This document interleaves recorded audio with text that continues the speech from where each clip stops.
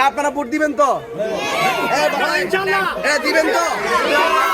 ওরা ভোট দিবে, বুঝছেন? 1000-এর বয়স হলো মাত্র 9-10, তারা আমাকে ভোট দিবে বলছে। মোমবাতি সব জায়গায় জ্বলেনি, চালাই কইবনি। আসসালামু আলাইকুম ওয়া রাহমাতুল্লাহ। তোমরা কেমন আছো? পড়ালেখা কেমন চলতেছে?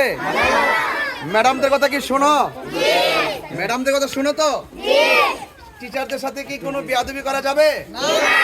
শিক্ষকদের কথা শুনতে হবে না?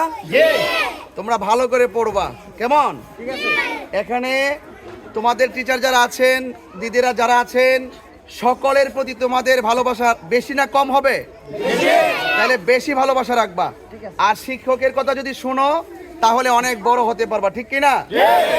আর আমি এসেছি আমাদের এই স্কুলের, বিশেষ করে আমাদের নয়ানী সরকারি প্রাথমিক বিদ্যালয়, এখানে মনে হয় আমাদের কেন্দ্র এখানে হয় না, এখানে সেন্টার আছে।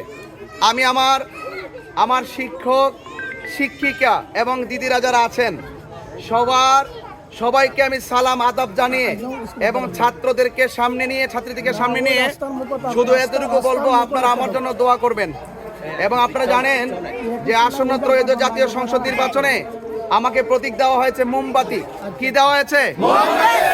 মোমবাতি সব জায়গায় জ্বলেনি, চালাই কইবনি।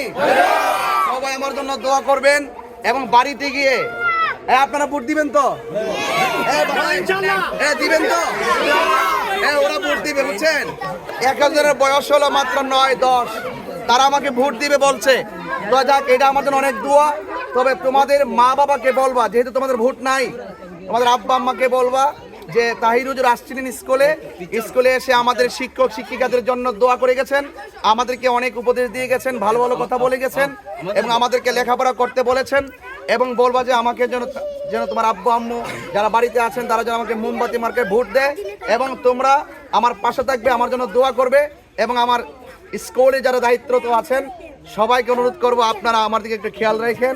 আর আপনাদের কাছে আমি দোয়া চেয়ে গেলাম, আমার মার্কা হলো মোমবাতি, আমি যেন বারবার আপনাদের যাবতীয় চাহিদার পূরণের ক্ষেত্রে, অর্থাৎ শিক্ষা, স্বাস্থ্য এবং অবকাঠামো উন্নয়ন, এই 3টা জায়গায় যেন আমি অন্ততপক্ষে আপনাদের কণ্ঠ হয়ে দ্বার্থহীনভাবে যেন রাষ্ট্রতন্ত্রের গুরুত্বপূর্ণ জায়গায় গিয়ে যেন আপনাদের সমস্ত কথাগুলো বলে আপনাদের ন্যায্য দাবি আদায় এবং সুবিধা বঞ্চিত মানুষের কষ্ট দূর করার ক্ষেত্রে যেন আমি আপনাদের পাশে মানবিক যোদ্ধা হয়ে যেন থাকতে পারি।